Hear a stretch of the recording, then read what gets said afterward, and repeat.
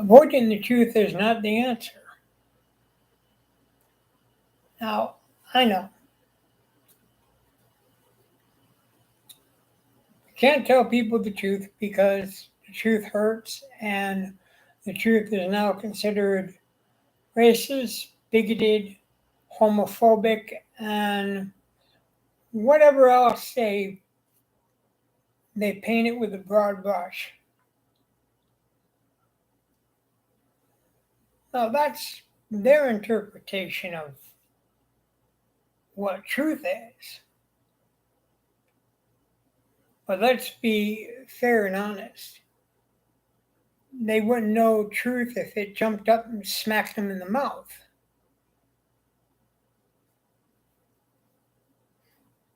So, what is real truth? Well,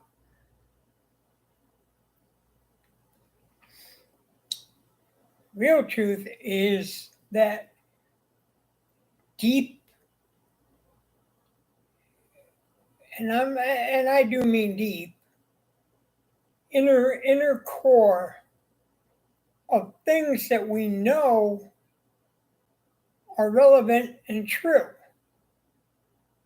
and we hold on to them. We don't forget.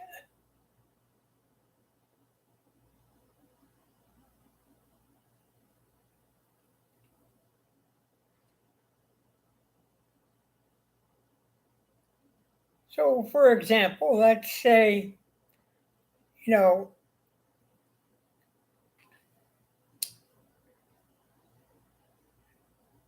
you happen to know a young girl who,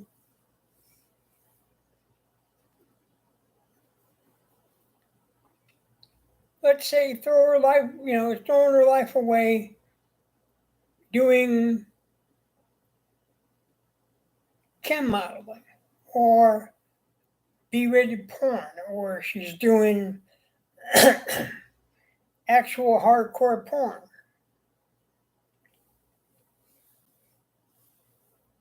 Now, deep down, deep down, you know that that's an absolute wrong thing to do.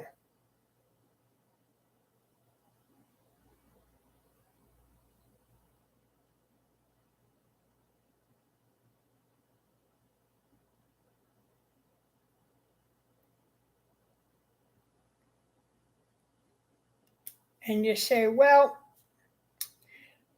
I know it's wrong, but I'm not going to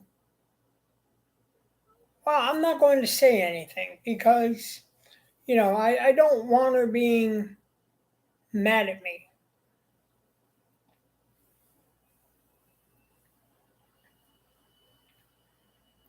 So I just play along with it like I'm going along with it.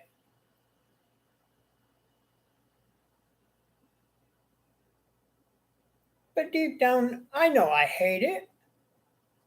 I know it's wrong at the very core.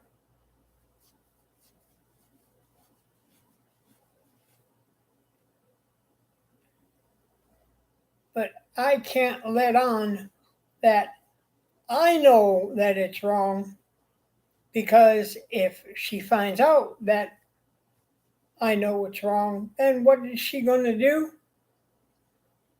She's going to go run around, tell all her goofy friends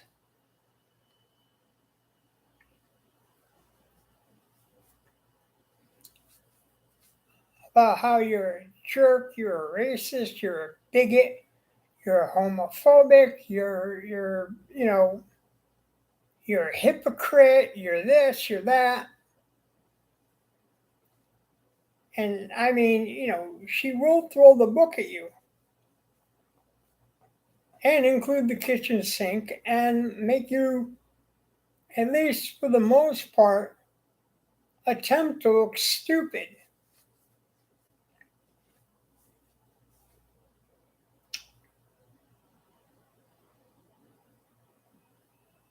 But you see, this is where you don't become swayed by their false indoctrinations.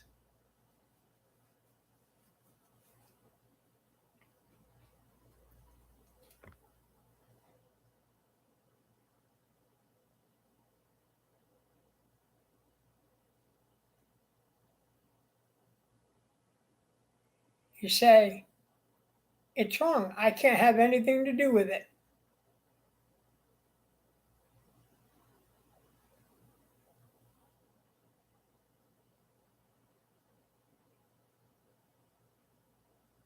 Oh, you got pregnant outside the confines of marriage. I can't have anything to do with it.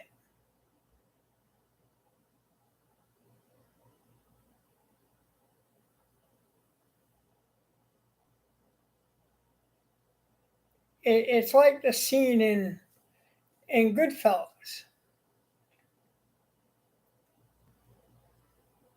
at towards the bitter end of the movie. And, strung out Henry Hill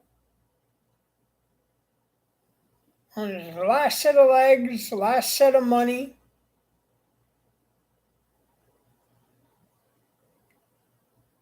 Finally comes back and he's talking to Polly.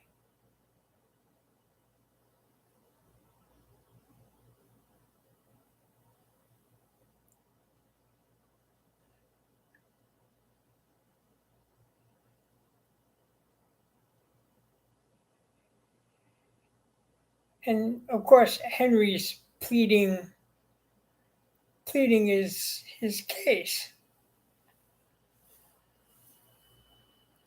Yeah.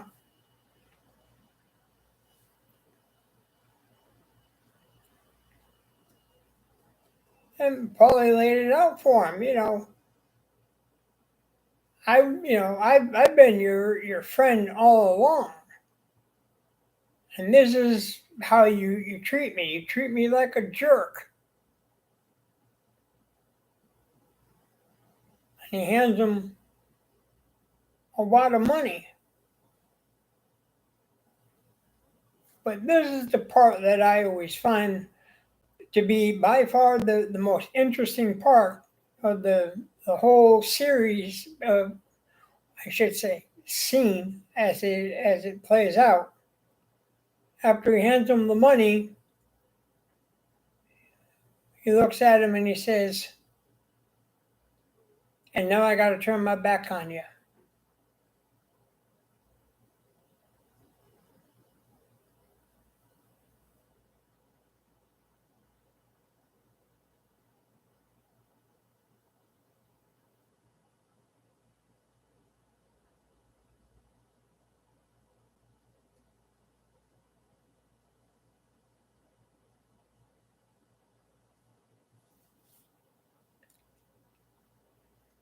And he understood. He treated the man like a jerk. Now he's got to turn his back on you.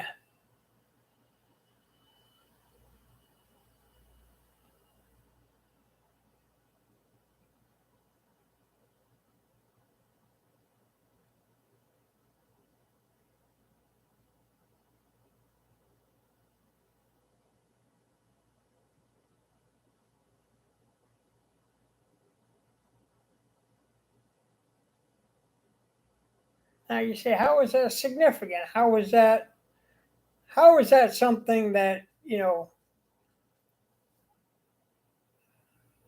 applies to this type of situation? Well, sometimes you got to turn your back. Sometimes you got to be like the Amish. You got to shun them.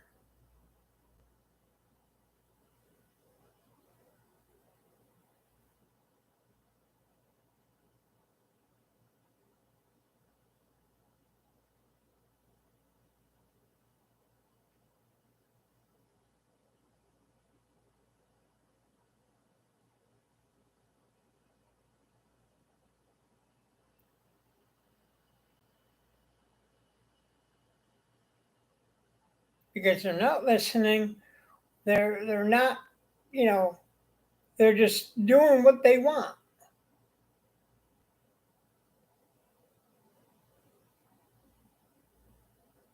Now, see, I had a buddy, and I'm not kidding when I say this, but to be nice without being too blunt.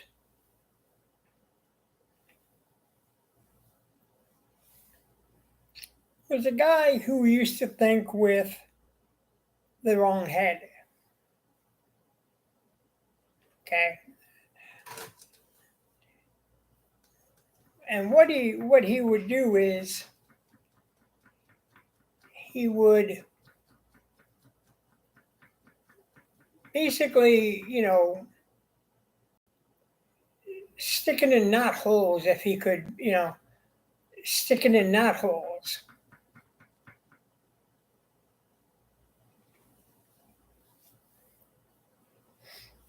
That's all they thought women were good for was one thing and one thing only.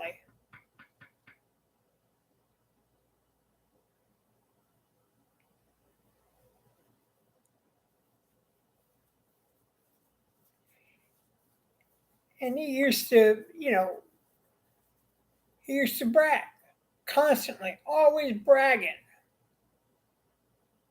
He slept with this one, he did this one, he did that one, he did that one, he did that one. I mean, and it just went on and on and on and on and on. And, I used to get frustrated and mad at him.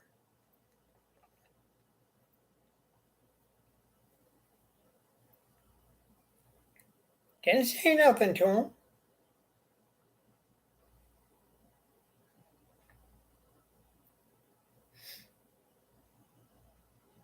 But also didn't bother taking the time out to call him up on the telephone either and talk to him.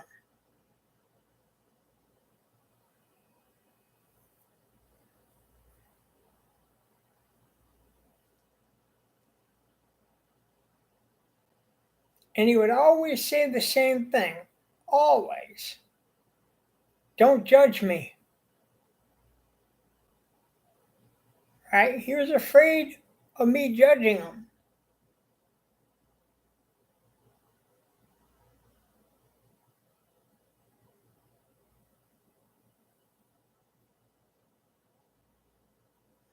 Well, it's kind of hard not to judge the fact that you've done wrong and that it shouldn't be that way in particular, and that at your age you need to ultimately grow up. You're not 15, 16 years old anymore. This stuff's not hip, cute, funny, or anything else.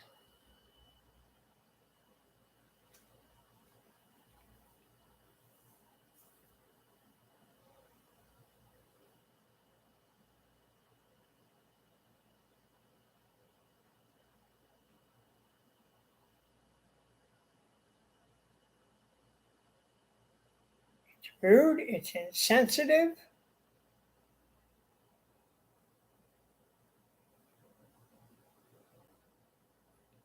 It shows male chauvinism.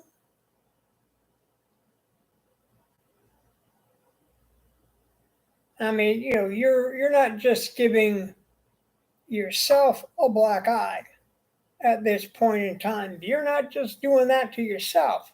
You're doing that to every single solitary guy that there is out there. Every guy who's single and wants a girlfriend and get married, have a wife and kids, you have given them a black eye. Because they look at you and they associate you with everybody else. So they paint you with the big broad brush. So if one guy is that way, all guys are that way. Therefore, stay single, folks.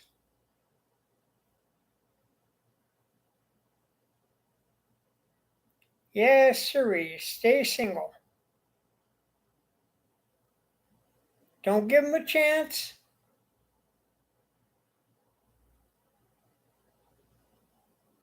stay single.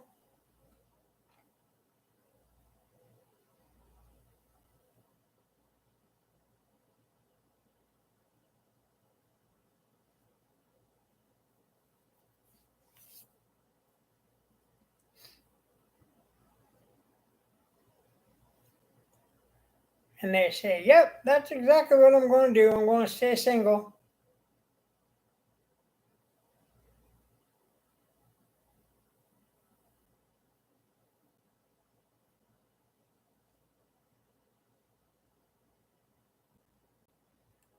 Not going to get caught in that old trap.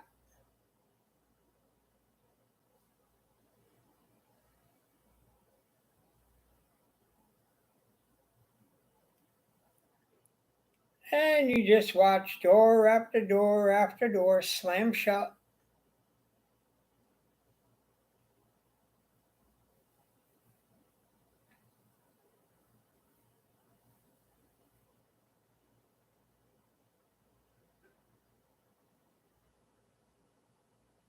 And again, it's really not so much so what you did, but it's what one individual did.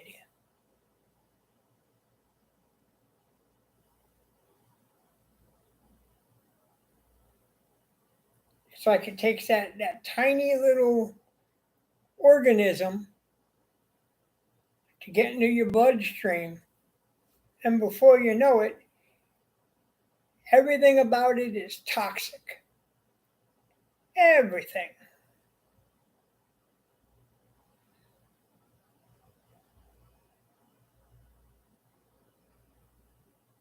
Constantly sick, 24 hours a day, 7 days a week, 365 a year.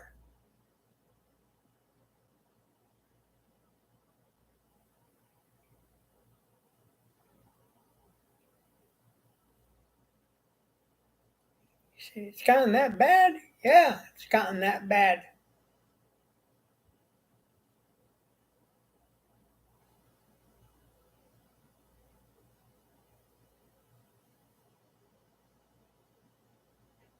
And no matter what we say or what we do to try to prove otherwise, there are people that will just not listen to the not every guy is like that argument.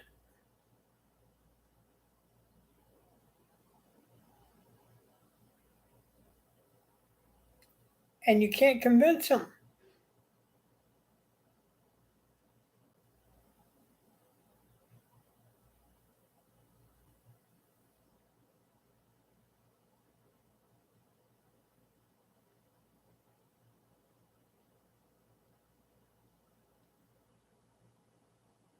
Now, in the particular case of one person that I know very well, she thinks like that. But she probably also thinks that, you know, because I had two kids outside the confines of marriage, and, you know, there's not a single guy out there that's going to want to take care of my children and treat them like they're his own.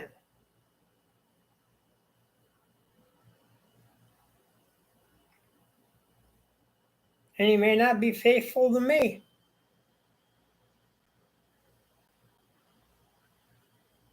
So why bother trying? Why get back on the horse that just bucked you off of it?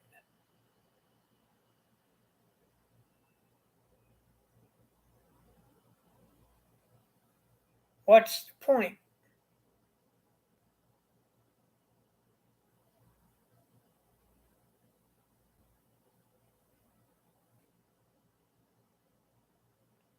Well, the point is that these are all excuses, lies, and political correctness that are running amok in today's society. proper pronouns? I don't think so. Not on my watch, fella.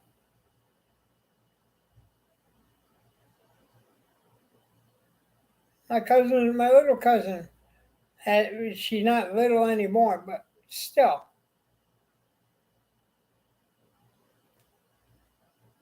she was younger. She tried that with, you know,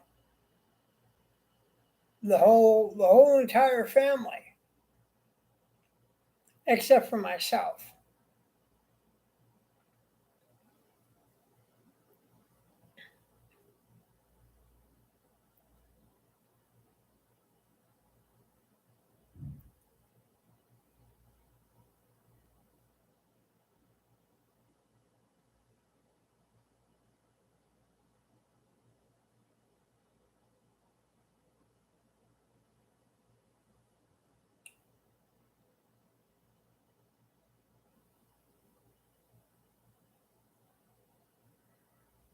You probably heard the story.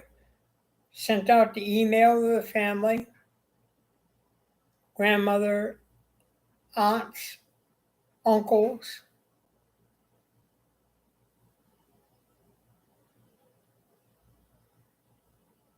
and let the family know that from here on out, Kylie, which is her original birth name, will no longer be known as Kylie.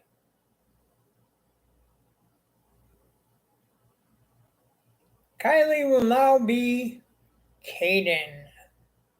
And that is what you will refer to me as, Caden.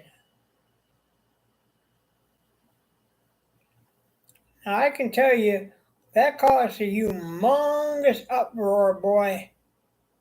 Humongo uproar.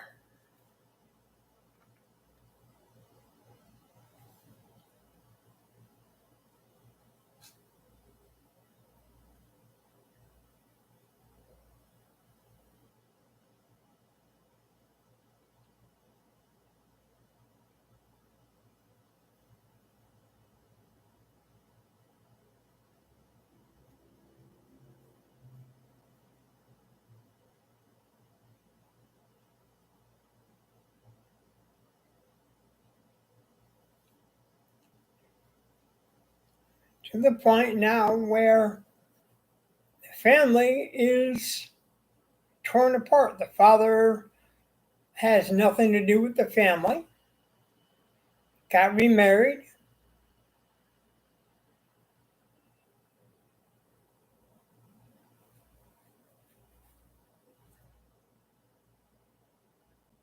Kylie got what she wanted and made her transitional name change, became a boy.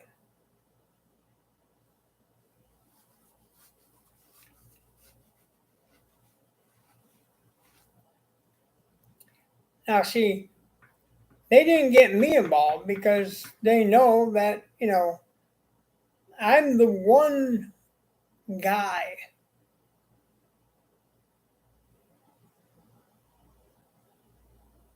who's just gonna, you know, I'm just gonna be the one that's just gonna screw it up. Because, you see, well, homie, don't play that. Homie, don't play that.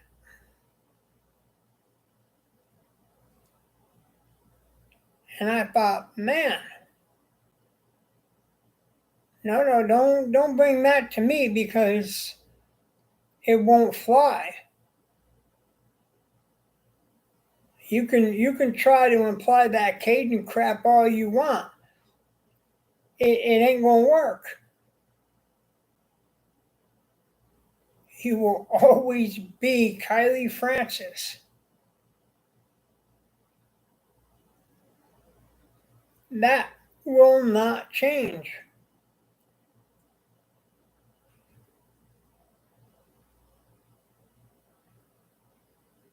I don't care what your mother says.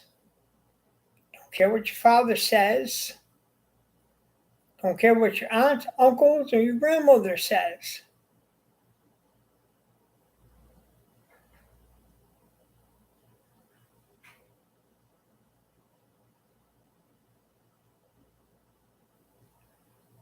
You will be known as Kylie Francis by your original birth name.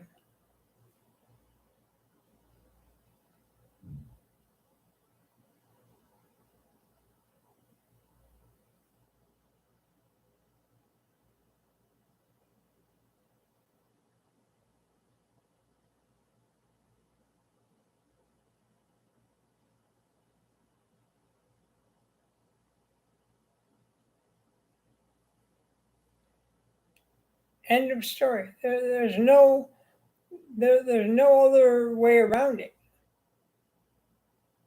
You will not bully me into calling you something that I know that you're absolutely, positively, 100% not.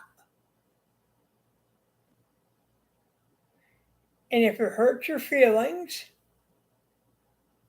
and you want to get all up in your feelings, then my suggestion is go see a psychiatrist.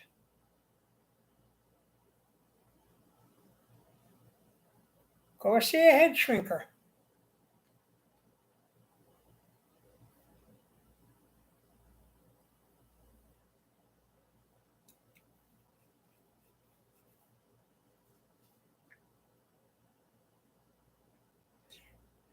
Tell him or her all about how it hurts your feelings to know that somebody in your family will not call you by your proper pronoun name.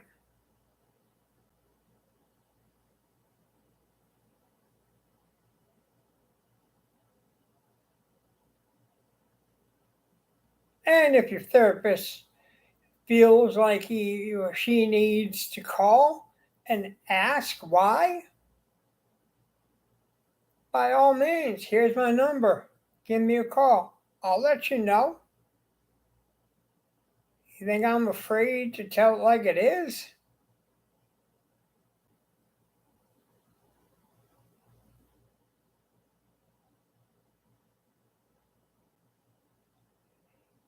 If you think I am, you're crazy, dude. You're 100% crazy.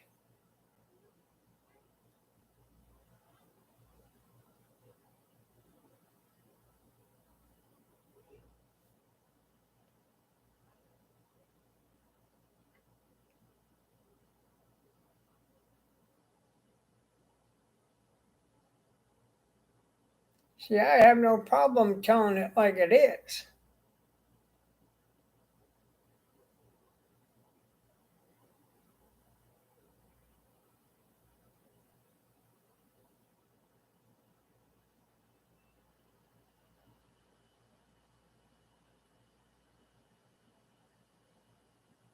I live by an old school book that I don't deviate from.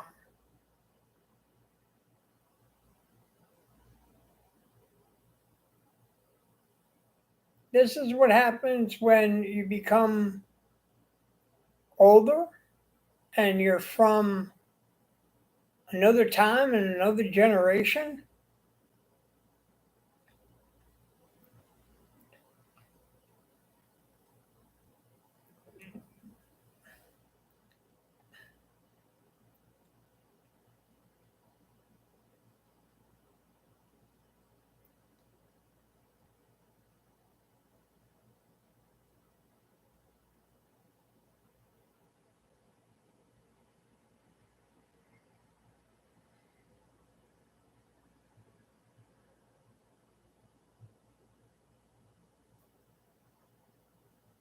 Even though you may be in the 21st century, but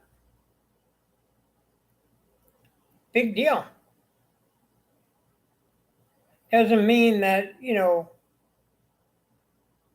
morals, ethics have any less value in 2022 than they do in 1972.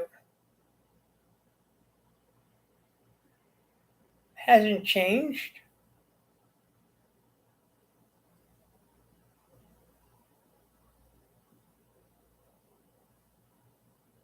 See, back in my time, getting your butt whooped was, I wouldn't say a common occurrence,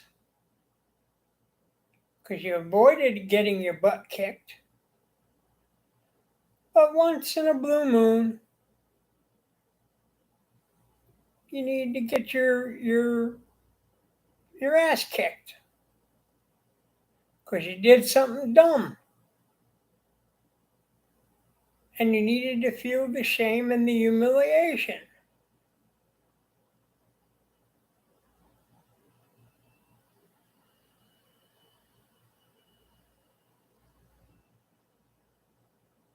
You know you did wrong.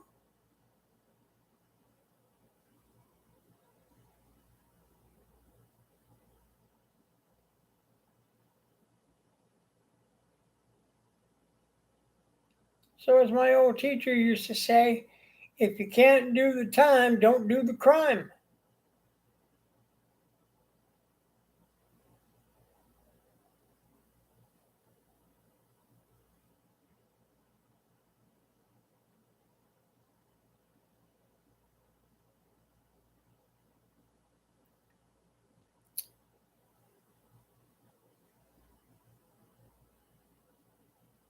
In today's society, they say that's child abuse. No, not child abuse.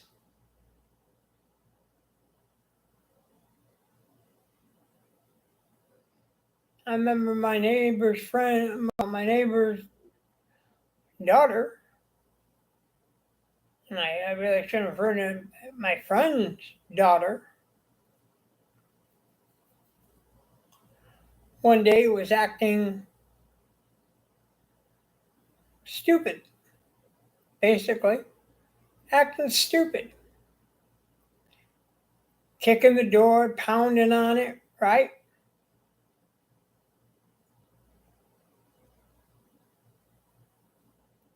Basically, throwing a major temper tantrum.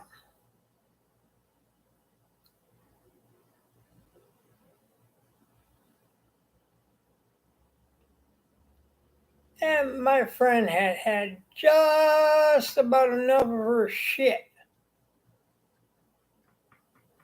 Saw what she was, knew what she was doing, and at first he let it, he let it play out.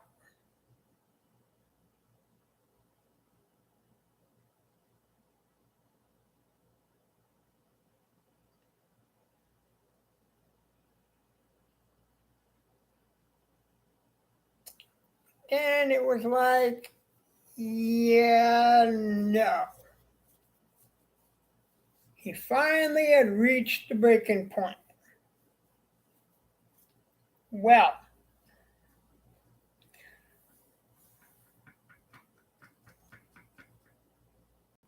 when he reached that breaking point, oh, it was all over by then, boy, I'll tell you. It was all over. And I do mean all over because, you know, she was in for the beating of her life.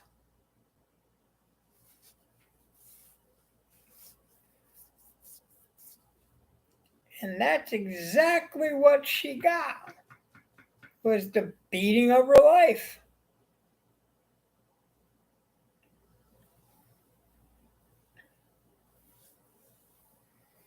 And you could hear her screaming and crying, and he was whipping her good. I mean, he was giving her a good, old fashioned beating, right? And I'm sitting there and I'm laughing away. I'm having a grand old time. This is great.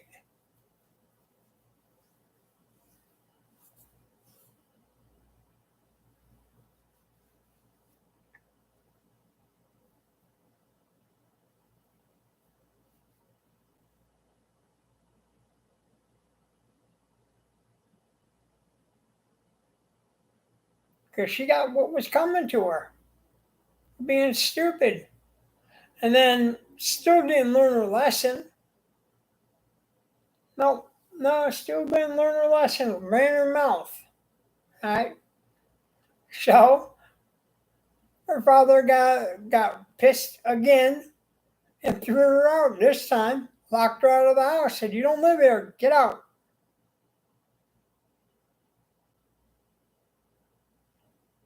Boy, that changed her attitude a mighty quick. Because she knew he wasn't playing around. Knew he wasn't playing around.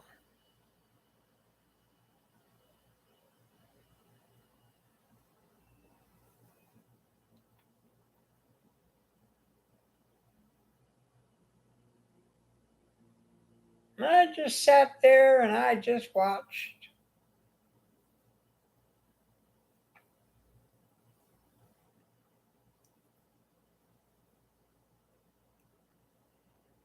Egged him on. Keep her out of the house. Yeah, mentally. Keep her out of the house. Kick her out.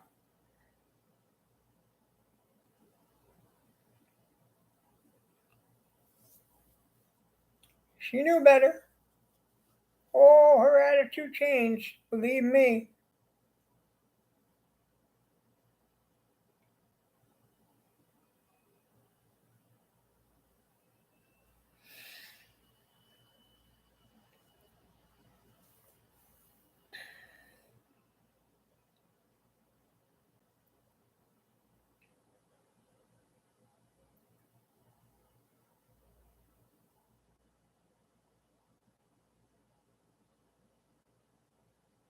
Now, you see,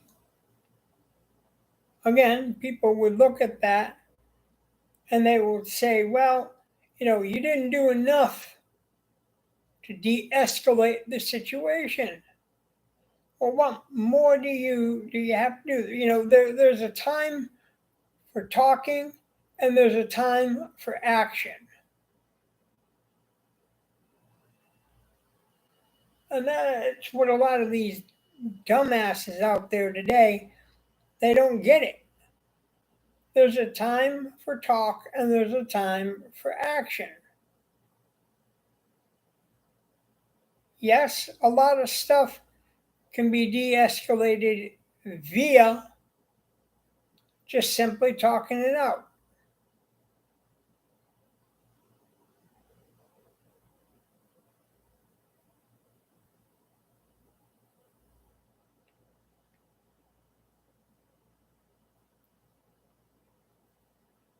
But there are times when mere talking is not going to be the answer. You have to be hands on.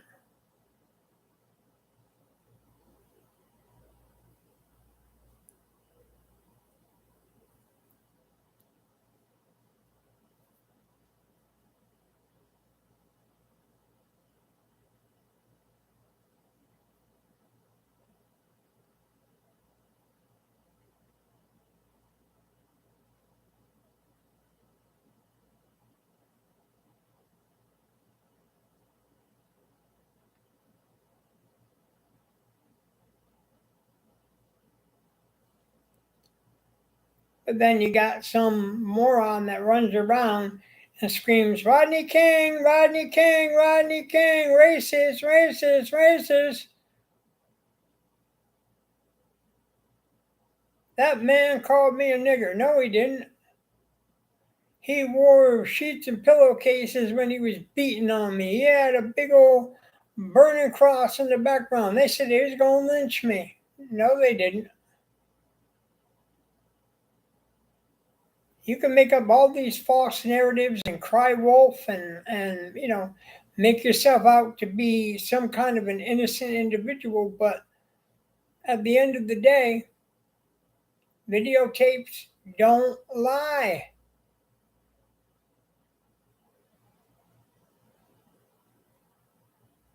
Simply put, they don't lie. Take the case of Daniel Hambrick. Here's a young man fleeing, has a gun in his hand, right? Now that's the key right there. That tells you everything you need to know right then and there. He's got a gun in his hand. You know, it's like the old Jimi Hendrix song, you know, hey Joe, where you going with that gun in your hand?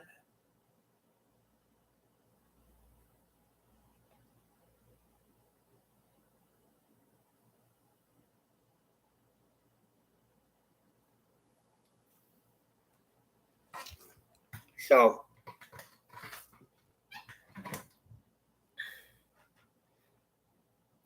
police, of course, you know, now follow into a foot pursuit. One officer in particular.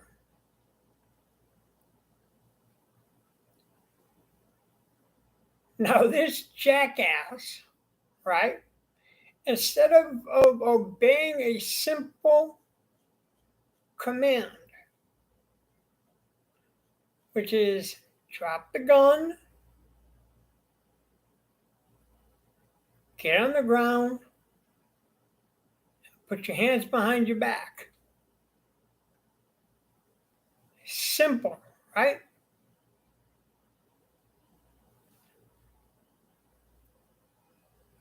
Continues to run, gun in his hand, and he's pointing it at the cops. Now, whether it's loaded or not, who knows? Might be, might not be.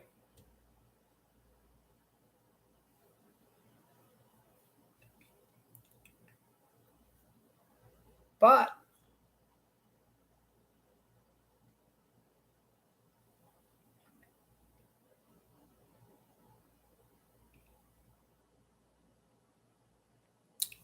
nevertheless, so the police officer, they say, takes a stand, right? A firing position with his gun, which they don't know if that's the case or not. I'm guessing that while he was on the run,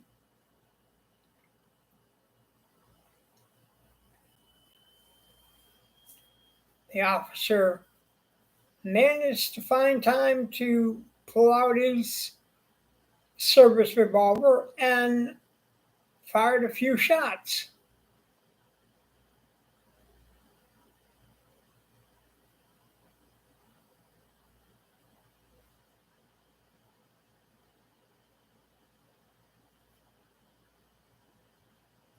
He dies.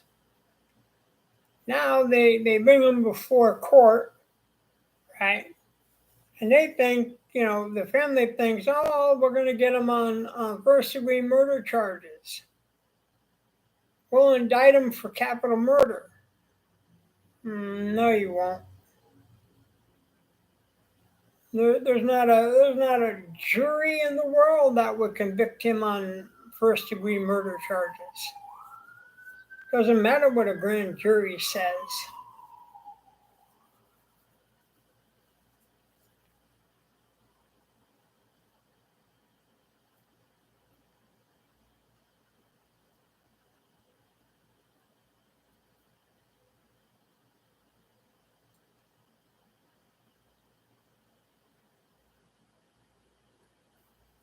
So they get him basically on manslaughter charges, right? Get him on manslaughter charges. Now, even to me, manslaughter is just how can I put it? It's a stretch.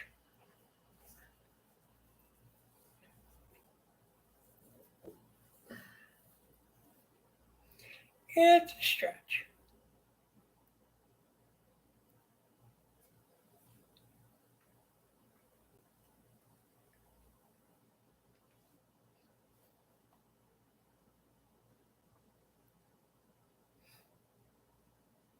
I mean, I don't even believe you could get them, even on the lowest charge of manslaughter. Right, but nevertheless,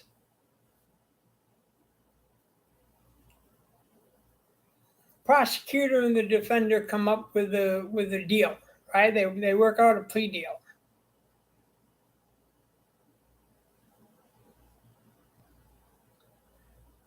The plea deal says 3 years.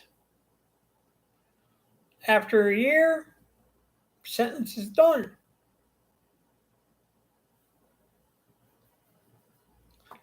Long as he promises not to appeal or go before pardon and parole or any of that other stuff.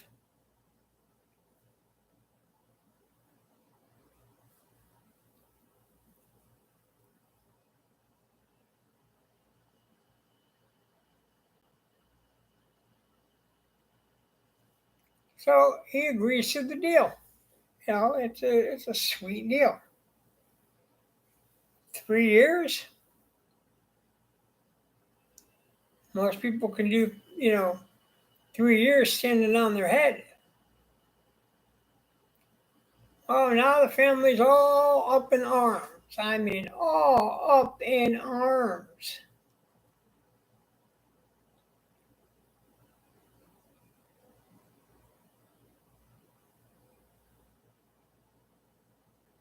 They didn't tell us about the plea deal, and this is unfair, and again, victimizing themselves. The mother, and I use that terminology loose when I talk about her.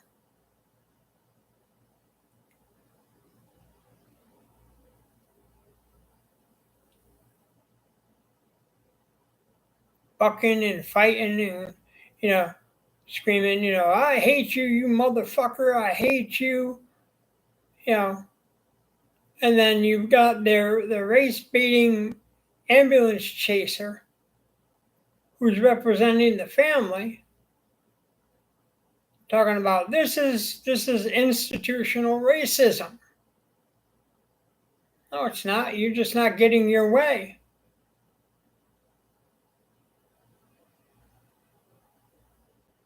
Your Honor, we're looking for you to, reject the plea deal and let it go to trial.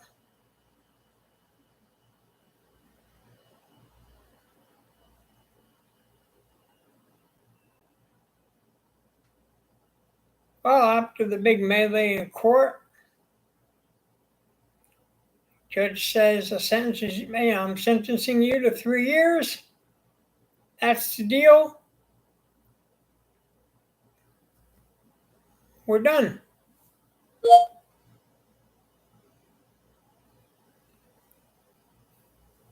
So that's exactly what happened. He got a 3-year deal.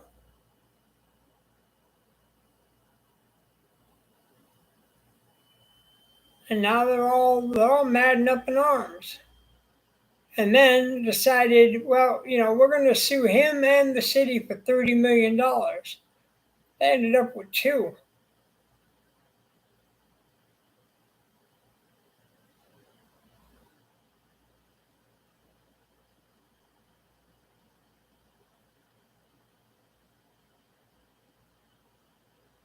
It's funny how liars are getting away with murder. That they can make up false narratives and get away with things. See, I say we got to go back to the beginning. We got to go back to the days of hardcore sticking to your guns type of law. Where we come down on the criminal.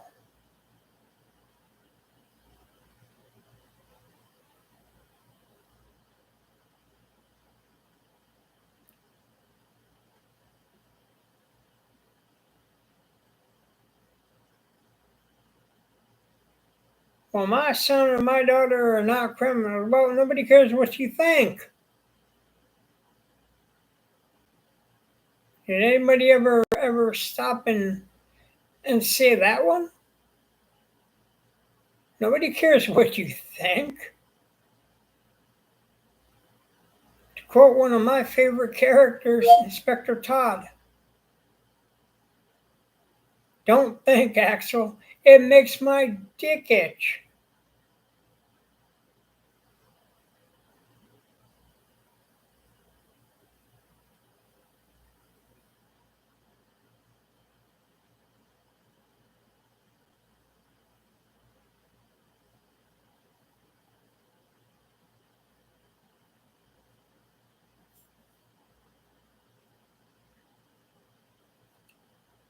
And it's so true.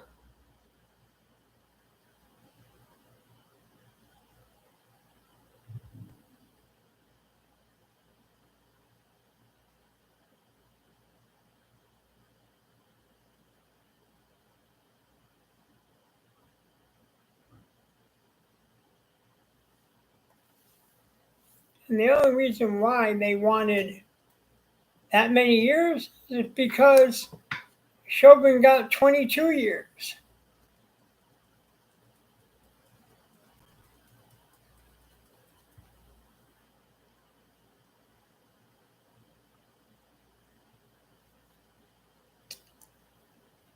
That's it.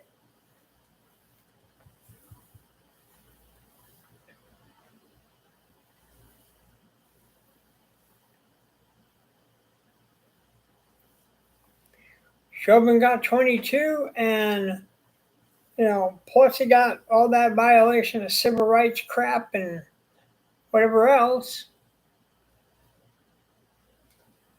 And then George Floyd's family got $26 million,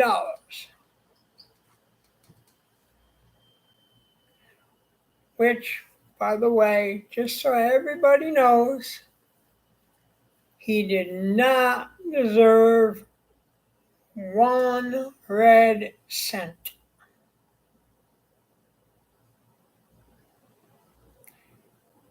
When he took that fentanyl and meth, he signed his own death warrant.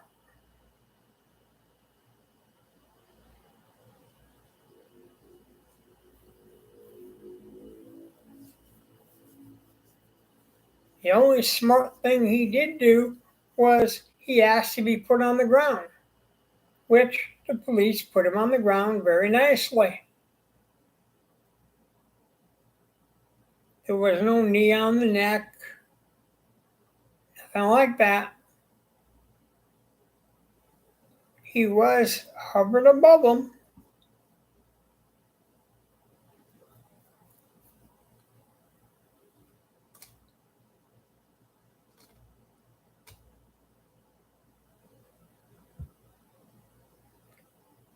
That doesn't mean that the knee or any part of his body was physically on him. And the reason they hover over you like that is because people that are high will tend to react, if that's the best word to use. They'll react. What do I mean? Well, they'll react.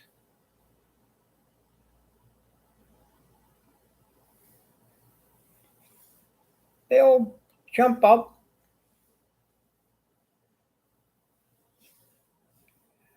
and people like that, will hurt themselves. And they can hurt other people. So, they do it to keep them on the ground so that they're not hurting themselves or somebody else.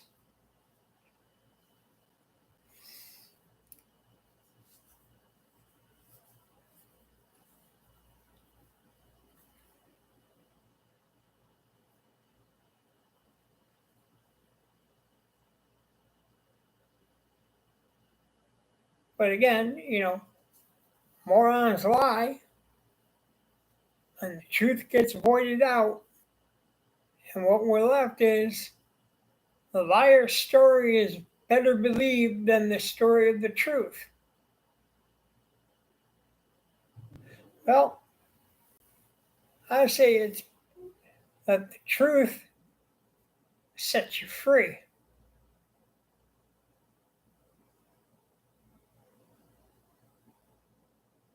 And that we need to hear more of the truth. It's time to stop avoiding it. It's not going to kill you, folks. I don't care who you are.